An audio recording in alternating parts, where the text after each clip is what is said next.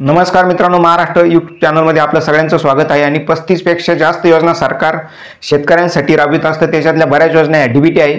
सरकारचं धोरण जरी असं असलं की शेतकऱ्यांचं याच्यातून कल्याण होईल, शेतकऱ्यांचं हित होईल, शेतकऱ्यांना कुठेतरी आर्थिक मदत होईल, हातभार लागेल, परंतु सरकारचं धोरण खरं तर असं असतं की शेतकऱ्याकडून टोपल्यावर हिसकून घ्यायचं आणि त्याला कुठेतरी चमच्यावर त्याच्या तोंडात ओतायचं, असं हे धोरण सरकारचं असल्यामुळं शेतकऱ्यांच्या आत्महत्यांचं सत्र गेल्या 40 वर्षामध्ये सुरू आहे। आणि महाराष्ट्र सरकारने जे काही 2 दिवसापूर्वी एक अहवाल जाहीर केलेला आहे आणि त्या अहवालामध्ये स्पष्टपणे सांगितलेलं आहे की गेल्या 24 वर्षामध्ये शेतकऱ्यांच्या 50,000 जवळजवळ आत्महत्या ह्या फक्त महाराष्ट्रात झालेल्या आहे। म्हणजे महाराष्ट्र हा जगामध्ये शेतकऱ्यांची स्मशानभूमी म्हणून ओळखला जातो। ह्या आत्महत्या थांबवता येऊ शकतात, परंतु सरकारचं जाणून बुजून शेतकरी विरोधी धोरण याला कारणीभूत आहे।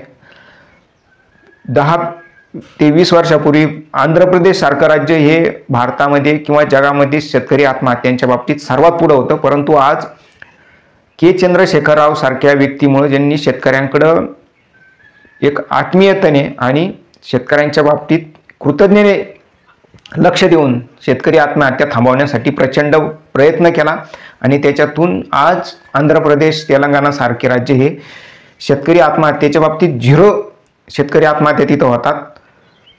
तर आपल्या महाराष्ट्रात 50,000 शेतकऱ्यांच्या आत्महत्या झालेल्या आहे आणि सरासरी एका वर्षामध्ये जवळजवळ 2,000 शेतकऱ्यांच्या आत्महत्या फक्त महाराष्ट्रात होतात। 2,000 शेतकरी म्हणजे जवळजवळ एक गाव, सरासरी एका गावाची लोकसंख्या महाराष्ट्रात 2,000 इतकी आहे। म्हणजे एक गाव महाराष्ट्रामध्ये एका वर्षाला आत्महत्या करतं, अशी ही एकूण परिस्थिती आहे। दिवसाला 8 शेतकरी आत्महत्या करतात असं महाराष्ट्र शासनाच्या अहवालामध्ये सांगण्यात आलेलं आहे। त्याच्यातली थोडी आकडेवारी आपण समजून घेणार आहे। गेल्या वर्षी 1051 पेक्षा जास्त शेतकऱ्यांनी फक्त अमरावती विभागामध्ये आत्महत्या केलेल्या आहे। म्हणजे विदर्भातला पश्चिम विदर्भ जो आहे त्याच्यातला हा भाग आहे।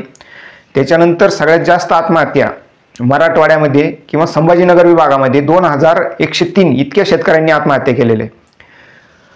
आता याच्यामध्ये गेल्या 40 वर्षात 21,000 या पश्चिम विदर्भात आत्महत्या झालेल्या आहे आणि 12,000 पेक्षा जास्त आत्महत्या मराठवाड्यामध्ये झालेल्या आहे।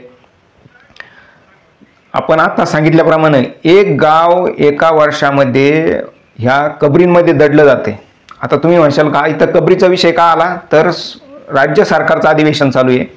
राज्य सरकारकडून शेतकऱ्यांच्या कर्जमाफीची घोषणा होईल अशी शेतकरी आस लावून बसलेले आणि शेतकऱ्यांना कर्जमाफीची अपेक्षा आहे का, तर गेल्या खरीप सीझनमध्ये शेतकऱ्यांना कापूस, सोयाबीन आणि दूध ह्या मुख्य पिकांना, महाराष्ट्रातली मुख्य पिकं यांना भाव मिळालेला नाही, म्हणून शेतकऱ्यांच्या कर्जमाफीची घोषणा देवेंद्र फडणवीस यांनी विधानसभेत केली होती आणि तिची अंमलबजावणी आता ह्या अधिवेशनात केली जाईल अशी शेतकऱ्यांना अपेक्षा होती।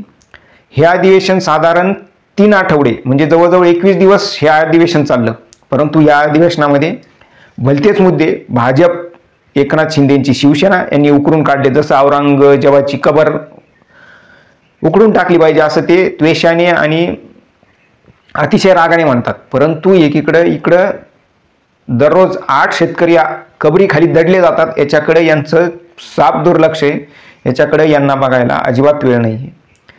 तर ही काही मी माझ्या खिशातलं सांगितलेलं नाही, तर शेतकऱ्यांच्या आत्महत्येबद्दल सरकारचाच हा अहवाल आहे आणि हा लोकमत आवृत्ती महाराष्ट्रातला जो नामांकित पेपर आहे वृत्तपत्र, त्याच्या अमरावती विभागाने ही बातमी प्रसिद्ध केली आहे आणि त्या अहवालातून हे स्पष्ट झाले की शेतकरी एका दिवसाला 8 शेतकरी महाराष्ट्रामध्ये आत्महत्या करतात। तर ही प्रचंड शरमेची बाब आहे महाराष्ट्र सरकारसाठी आणि नको त्या म्हणजे मध्ययुगातल्या गोष्टीबद्दल, औरंगजेबाच्या कबरीबद्दल यांना पडलेले आहे, परंतु आज 8 हिंदू शेतकरी दररोज आत्महत्या करतात, याच्याबद्दल यांना कुठलंही घेणं नाही आहे। तर आपलं शेतकऱ्यांच्या आत्महत्येबद्दल जे काही मत असेल ते आपण कमेंटमध्ये करू शकतात। चॅनलला लाईक करा, शेअर करा आणि सबस्क्राईब करा।